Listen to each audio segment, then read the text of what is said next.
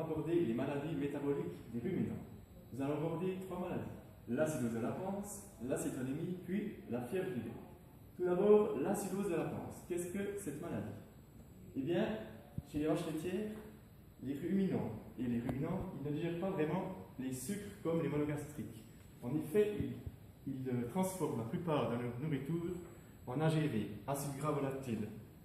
Il y a 4 types d'AGV: les acides lactiques, acide butyrique, propionique, ainsi que l'acide acétique. En fait, l'acidose de la panse est due à un surplus d'acide dans la panse qui provoque que la vache ne digère pas bien sa nourriture.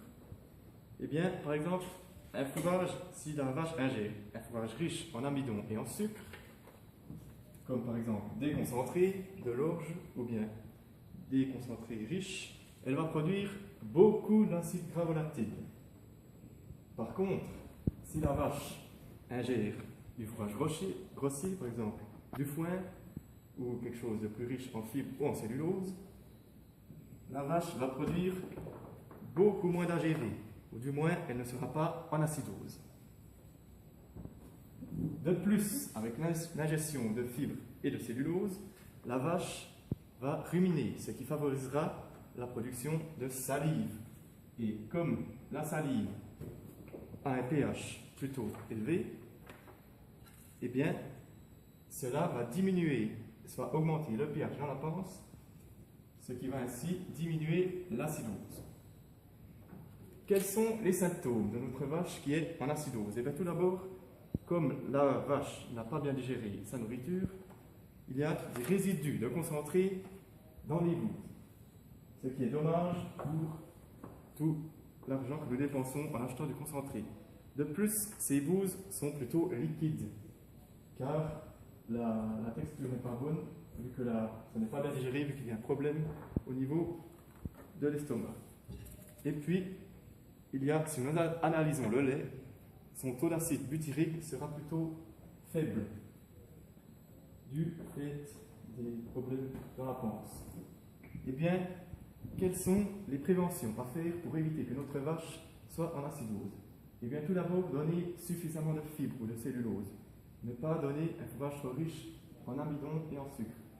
Et puis, si nous commençons à fourrager, donc le matin, lorsque la vache a sa panse qui est vide, ne pas commencer en donnant un fourrage riche en sucre rapide ou en amidon, mais plutôt commencer avec du foin grossier qui favorisera la salivation et donc augmentera le pH, ce qui réduira beaucoup de risques d'acidose. Et puis, tous les concentrés que nous donnons à notre vache, nous pouvons le donner pas en un seul coup, mais plutôt petit à petit, en plusieurs apports, ce qui diminueront les risques de production d'acides gras volatiles. Voici. Passons maintenant à la deuxième maladie, l'acétonémie. Alors l'acétonémie, c'est une maladie qui malheureusement touche beaucoup trop de troupeaux laitiers. Elle a plusieurs causes. La principale, c'est le fait d'avoir des vaches trop grasses au vélage. Et la deuxième, c'est le fait d'avoir un manque d'énergie dans la ration. Ce qui va se passer, c'est qu'étant donné que la vache est trop grasse, elle va commencer par brûler ses réserves corporelles au début de la lactation, où elle aura un grand besoin pour sa production laitière. Et elle ne va pas manger suffisamment d'énergie si elle ne l'a pas dans sa ration, ce qui va provoquer une surcharge du foie du fait qu'elle brûle ses graisses pour produire du lait, et la vache va tomber en acétonémie. Ensuite, les principaux symptômes. Tout d'abord, il faut savoir que c'est une maladie qui est relativement asymptomatique, c'est-à-dire que c'est très dur à voir. Elle a une forme latente assez répandue.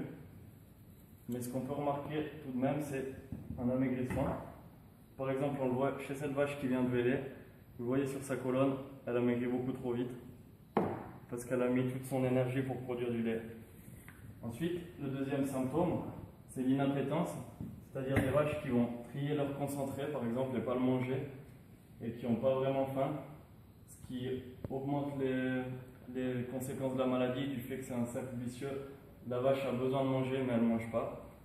Et on a d'autres symptômes, comme par exemple les retours en chaleur ou les déplacements de caillettes, qui sont des facteurs secondaires de cette maladie.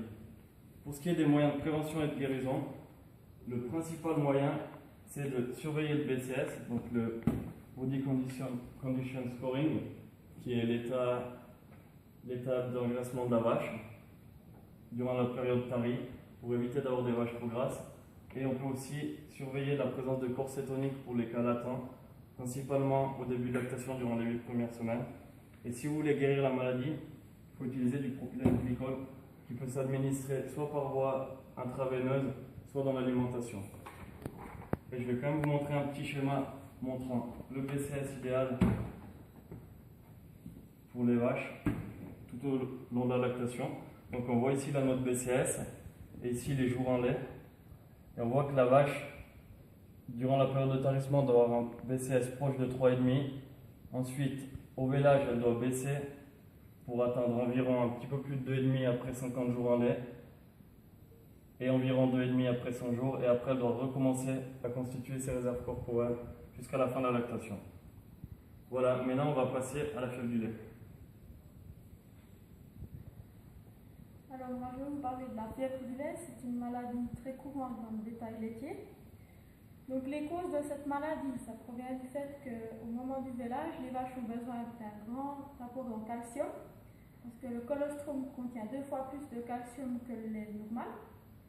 Donc, la vache, qu'est-ce qu'elle fait? Elle exporte tout le calcium qu'elle a dans le sang, dans sa mamelle, pour produire du lait. Et il arrive qu'il y a des carences. Donc, une des causes principales, c'est le fait qu'à la fin de la gestation, les vaches, elles mangent moins, le veau, il prend de la place dans le ventre. Donc, étant donné qu'elles mangent moins, elles ont moins de calcium qui est absorbé dans le sang. Alors, le problème, c'est que les vaches, au moment du tarissement, si elles ont un fourrage trop riche, elles n'apprennent pas à mobiliser le calcium qu'elles ont dans les os. Et pour ça, si le calcium n'est pas absorbé dans les os, elles ont vraiment des grandes carences. Donc, il faut qu'elles apprennent à faire ça. Les symptômes, donc la vache, elle reste par terre après le vélage. Elle se couche d'une manière à avoir le poitrail, à avoir la tête tout près du poitrail. Donc, je vais vous faire passer la photo. Pour prévenir cette maladie, il faut donner des aliments peu riches en éléments nutritifs pendant le tarissement, donc aussi peu riches en calcium. Comme ça, la vache, elle apprend à mobiliser le calcium qu'elle a dans les os. Et comme ça, au moment du vélage, elle n'a pas de problème, elle sait comment mobiliser le calcium dans les os. Pour traiter cette maladie, quand ça arrive, alors il faut faire appel au vétérinaire pour qu'il fasse une intraveineuse de calcium. Et puis, on peut aussi donner des bolus aux vaches, donc des grandes capsules qui contiennent du calcium, afin de prévenir un peu cette maladie. Alors voilà, on a fait le tour de ces 2-3 maladies. J'espère que vous avez retenu l'essentiel.